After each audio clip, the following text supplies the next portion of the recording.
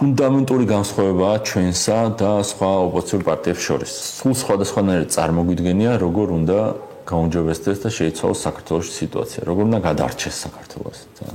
პათეტიკურად რომ გითხრათ, მათი ხედვით, ყველა დანარჩენი ოპოზიციური პარტიის ხედვით, საქართველოს გადარჩენის ფორმულა არის კარგი ლიდერის მოსვლის ფორმულა, აი ცუდი ლიდერი გაუშვათ, კარგი მოვიყვანოთ და ის გვიშველის. და ჩვენ კიდე მაგის არ გვჯერა, კარგი ლიდერების არ გვჯერა, ჩვენ ვიძახით, რომ საქართველოს გადარჩენის ფორმულა არის კარგი წესრიგის დამყარების ფორმულა, რომელიც გამორიცხავს ცუდ ლიდერებს. უკეთესი ლიდერების პოვნით ქვეყნის გადარჩენა მართლა ბევრჯერ ვცადეთ. გარდა შევარდნაძისა მიშა მოვიდა როგორც შევარდნაძეზე უკეთესი ლიდერი, ხო? კი იძახდა რომ კორუფციას დავამთავრეთ იგი, მაგრამ იქ იყო რომ აი ისე არ მოიქცევი როგორც შევარდნაძე იქცეოდა, ანუ შევარდნაძე კორუფციას აწევებოდა, მე კორუფციას არ მევაწევი და უკეთესი ლიდერი ვიქნები. ხო არ გაამართლა. ბიძინა მოვიდა როგორც მიშაზე უკეთესი ლიდერი, სამართლიანობას აღვადგენ თქვა. აღარ მოიქცევი როგორც მიშა იქცევა. როგორც მიშა იქცევა და ისე არ იქცევა, მაგრამ სხვანაირად იქცევა და არანაკლებ ცუდად, რა პრობლემაა. მაგრამ მიშა როგორც იქცევა, ეგრე ხო არ იქცევა, სიტყვა ხო შეასრულა. ხო და ახლაც რაღაცა მესამე წრეზე იგივეზე რომ წავიდეთ, აი მართლა რაღაცა აზრი ხო უნდა გქონდეს ადამიანს, რომ შენ შესწავლაზე მაინც ისწავლო, ვეცდები, რომ რაღაც მოკლე მონახაზივით გავაკეთო, შევაჯამოსავით გირჩს რა უნდა, რატო უნდა და რატომ გვაქვს ესეთი აცდენა სხვა ოპოზიციურ პარტიებთან და მათ შორის ქართულ ოცნებასთანაც და ვიძახით, რომ ჩვენ ქვეყანაში დღეს ანგარიში თავისუფლების და ადამიანურობის მომხრეებსა და მოწინააღმდეგეებს შორის არის 93, სადაც 3 არის გირჩის მიერ აღებული პროცენტი. ჩვენ რა გვინდა ეგ რო აგიხსნათ, რამოდენიმე მარტივი იდეა უნდა გავიაროთ, რომელზე დაფუძნებითაც მე ჩვენ ყველა ნაბიჯის ახსნა შეიძლება. მაგალითად, ყველაზე მთავარი გირჩის იდეა არის ის, რომ ჩვენთვის ყველაზე ღირებული, ყველაზე მნიშვნელოვანი არის ერთცალი ადამიანი. ცალკე აღებული მე, ცალკე აღებული თქვენ, ცალკე აღებული სიმონი და შემდეგ. ამ ადამიანზე მნიშვნელოვანი არაფერი არ არის და მისი მსხვერპლად შეწირვა, მისი თავისუფლების, მისი დროის, მისი სხეულის, მისი ენერგიის რამეზე ძალდატანებით შეწირვა, სხვა რა მოვა და შენ რო გაიძულებს, ეგ არაფერზე არ შეიძლება. იმ ადამიანმა შეიძლება თავისთვის მე აირჩიოს მისთვის რა არის ყველაზე ღირებული და თავის ცოცხლეც კი შეწიროს, იქნება ეს რა ვიცი, თავისი ოჯახი, თავის ქვეყანა, თავის რა ვიცი, ნაცნობი შეყვარებული ამ შემდეგ რამე იდეა, მაგრამ მისთვის დაძალება არაფრის არ შეიძლება, იმიტომ რომ დაძალება არის ყველაზე ცუდი რამე, რაც კი შეიძლება ადამიანს გაუკეთო. დაძალება და მის თავისუფალ ნებაზე ზემოქმედება არის ისეთი რამე, რაც ბიბლიურ ღმერთს არ უქნია არც ერთხელ არც ძველი აღთქმის და არც ახალი აღთქმის განმავლობაში. და რახან ადამიანი გონია ყველაზე მთავარ ღირებულებად, იმისთვის რომ ამ ადამიანმა მოახერხოს ფუნქციონირება, მას სჭირდება თავისი სხეული, ამ სხეულზე შეხება არ შეიძლება, მას სჭირდება თავისი დრო, რაც თავისუფლებად შეგიძლია წარმოიდგინოთ, რომ ამ სხეულით თავის დროის მეშვეობით რაღაცები აკეთოს თავის გარშემო და თავის მაქსიმუმს მიაღწიოს, გამდიდრდეს, გაბედნიერდეს, როგორც წარმოუდგენია ცხოვრება, ისე აიწყოს და ამ ადამიანს სჭირდება, აი რასაც თავის სხეულით და თავის დროით შექმნის, ასევე იმ რესურსების ხელშეუხებლობა. აქ მივდივართ უკვე საკუთრების უფლებასთან. აი ეს თავარი, მოკლედ, ესე წარმოიდგინოთ რა პირამიდასავით, პირამიდის წვერში არის ადამიანი, ადამიანის არსებობისთვის აუცილებელი ღირებულებებია მეორე დონეზე პირამიდის, მისი საკუთრება, მისი სხეული, მისი დრო, თავისუფლებისკენ სწრაფვა, სიტყვის თავისუფლება და ასე შემდეგ, ყველა ეს იარაღები, რითიც ის თავის გარშემო შეიქმნიდა მისთვის სასურველ წესრიგს. და პირამიდის ქვედა სართულები არის სხვადასხვა წესრიგები ჩვენ საზოგადოებაში. სხვადასხვა გადაწყვეტები, რაც პრობლემების. და შეგიძლიათ აიღოთ გირჩის ნებისმიერი იდეა და აი ამ პირამიდის ამ იერარქიით ეგრევე აიხსნება. მაგალითად ჩვენ როდესაც ვიძახით რომ ჩვენი საარჩევნო დაპირება, როდესაც არის რომ საქართველოს ის ტერიტორია, რომელიც მთავრობის ბალანსია დღეს ადამიანებს დაურიგოთ, მაგის უკან დგას ის შინაარსი, რომ ადამიანს ჭირდება საკუთრება იმისთვის, რომ თავის გარშემო შექმნას ეს მისთვის ბედნიერი ცხოვრება. და მთავრობის ბალანსზე როა რაღაც საკუთრება, ეს ნიშნავს, რომ უბრალოდ სეიფშია ჩადებული და მას ვერავინ ვერ გამოიყენებს, არც მთავრობა არ იყენებს. და როგორც წესი, ლარად გადასცემენ ხოლმე თავიანთ ახლობლებს. როდესაც ჩვენ ვიძახით, რომ გადასახადები დაბალი უნდა იყოს, ამოდიართ მანდედან, რომ ადამიანმა თავის სხეული და თავის დროის მეშვეობით რაღაცა იშრომა, რაღაც დოვლათი შექმნა, შეგვიძლია მთავრობა მოუდის და ამ დოვლათს ართმევს და ვიძახით, რომ არ წავართვათ, იმიტომ რომ ეს არის მასზე იძულება. როდესაც ვიძახით, რომ განათლების რეფორმაა გასაკეთებელი, იმიტომ კი არ ვიძახით, რომ რაღაცა არ მოგწონს, ისე როგორც ახლა ასწავლენ, შეიძლება ეგეც არ მომწონდეს, მაგრამ თავარი რის გამოც მაგას ვიძახი არის ის, რომ ადამიანს უნდა კონდეს უფლება თავისი დრო და სხეული ისე განკარგოს, როგორც უნდა და მათ შორის გამოიყენოს ის იმის სასწავლად, რაც უნდა და როგორც უნდა. და თავის შვილზე რახან იყოს პასუხისმგებლობა, სანამ მისი შვილი არის არასრულწლოვანი, ჩათვალოთ, რომ მის მიერ ამ შვილის ცხოვრება არის ამ ადამიანის მართვის სფერო და როგორც თავის სხეულს მართავს, ისე უნდა მართავდეს თავის შვილის სხეულს. რა თქმა უნდა, რაღაც შეზღუდვებით, იმიტომ რომ შვილიც ჩვეულებრივად ადამიანია და რაღაც უფლებები გააჩნია, სანამ ის სრულწლოვანი გახდება, სიცოცხლის არაძალადობის და ასე შემდეგ.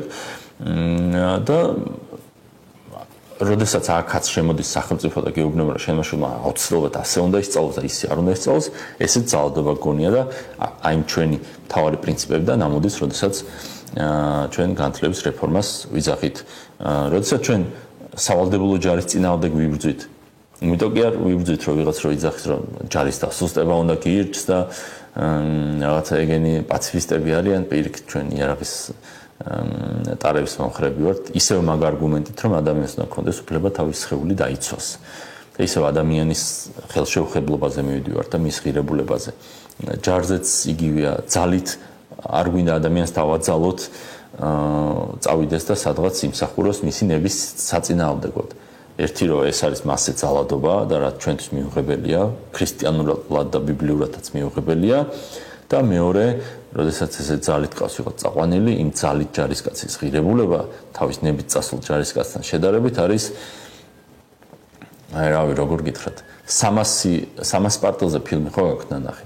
იქ ლეონიდასი რო შეხვდება სხვა ბერძნების არმიას, ხო და შენ ვიხარო, მეო მეთევზეო რო შენო, მეო მეზღვაურიო შენო, მე მკერავიო და თქვენ ვიხართო თავისენს რო გითხრა და ჩვენ მეომრები ვართ, ისინი არიან ჩათვალეთ ძალით წაყვანილი ხალხი და ესენი არიან თავის ნებით წასულები და რასაც იზავენ იმ ფილმში და ამ ლეგენდაში კი იცით.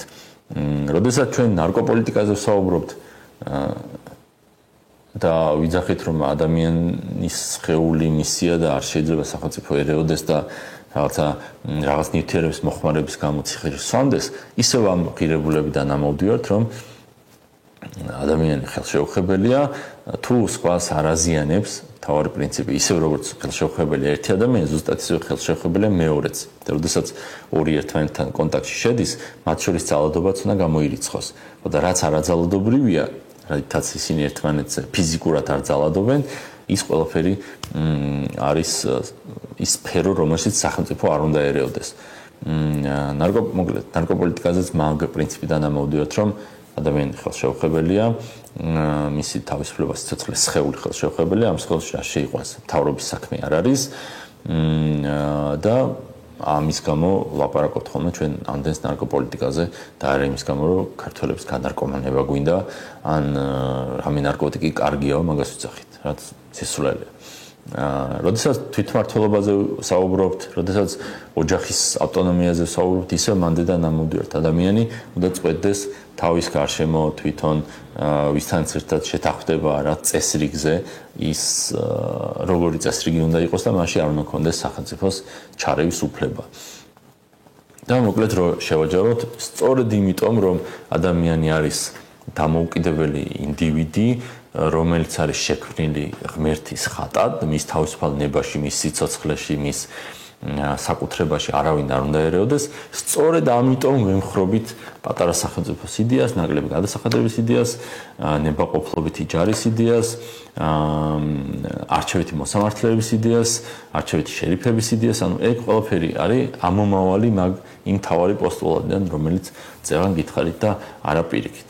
ვინც ჩვენ ხშირად არ გვისმენს, შეიძლება ჩვენი რაღაც დაპირება გაიგოს და თქვას რომ აი რა შუაშია ეს ხა რაღაც კონტექსტუალ საქართველოსთან რა შუაშია ან საიდან მოიგონეს ეს, მაგრამ ყოველთვის დაიმახსოვრეთ, გახსოვდეს რომ ჩვენი ყველა ნათქვამი, ჩვენი ყველა შეფასება, მორალური, ჩვენი ყველა გადაწყვეტა, ჩვენი ყველა დაპირება დგას აი მთავარ ბიბლიურ პრინციპზე, რომ ადამიანი არის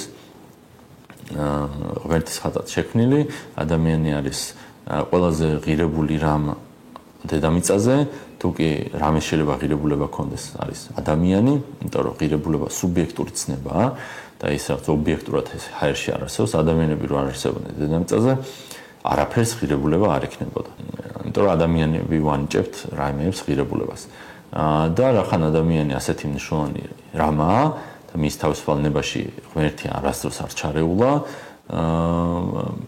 ბიბლიურ ღმერთია საუბარი, მაშინ რა უფლება აქვს სახელმწიფოს ბიუროკრატს ჩაერიოს რეგულაციებით, რამის დაძალებით, მისი დავალდებულებით და ამქედან გამომდინარე ვიძახით ხოლმე ჩვენს დაპირებებს შეფასებას, რომელსაც ვიძახით, აქედან მანდან გამომდინარეობს ის წესრიგი, რომელიც გვინდა მოვაწყოთ ქვეყანაში. ჩვენგან განსხვავებით კი, ჩვენს კოლეგებს არც ერთი ასეთი შეხედულება არ აქვთ. მათი დაპირებები რო აიღო, ზოგი არის ისეთი, რომ შეიძლება დაემთხვეს ჩვენ თავს, ზოგი არის, რომ პირიქით, ანუ ჩვენთან ყველაფერი არის სტრუქტურირებული. აი როგორც მათემატიკაში რა, ჯერ იწყებ 2 × 2 4 და თუ ამას აღიარებ, მე 10 ჯერ 10 რაღაცა 100-ია და რაღაცა იქ ფესვი კვადრატი იქიდან ამდენია და მე ამაზე აგებული ყველაფერი.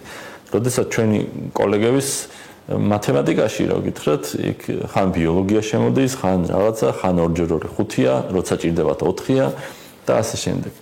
და ამიტომაც ვერ გვექნება ჩვენ მათთან რაიმე აქტიური საერთო და ჩვენ თავს მიხოდა ჩვენ გავიზარდოთ და ჩვენ გადავიბაროთ ძალაუფლება, როდესაც მოახერხოთ რომ თქვენს უმრავლესობა დავარწმუნოთ იმაში, რომ თქვენ თვითონ უნდა იყოთ თქვენი ცხოვრების პატრონი, თქვენ ხართ ყველაზე ღირებული რამ დედამიწაზე და თქვენს ცხოვრებაში არავინ არ უნდა ერეოდეს, მათ შორის არც გირჩის მთავრობა, ამიტომ მთავრობა უნდა იყოს პატარა, რაც შეიძლება რაც არის რაღაცნაირად აუცილებლობა დღევანდელ სამყაროს მოწყობაში. სახელმწიფოები არის სახელმწიფო დედამიწაზე, შენ სახელმწიფო ხარ და რაღაცნაირად შეინარჩუნე თავი, რაღაც ფუნქციები დარჩება სახელმწიფოს, მთავრობას, მაგალითად ჯარის შექმნისა და შენახვის ფუნქცია, პოლიციის შექმნის შენახვის ფუნქცია, სასამართლოს გადაწყვეტილებების აღსრულების ფუნქცია და ასე შემდეგ, საერთაშორისო ურთიერთობები. ამის იქით სწორედ ამ ადამიანის ყველაზე ღირებულების პრინციპიდან ამდენად ამის იქით სახელმწიფო არაფერში არ უნდა ერეოდეს.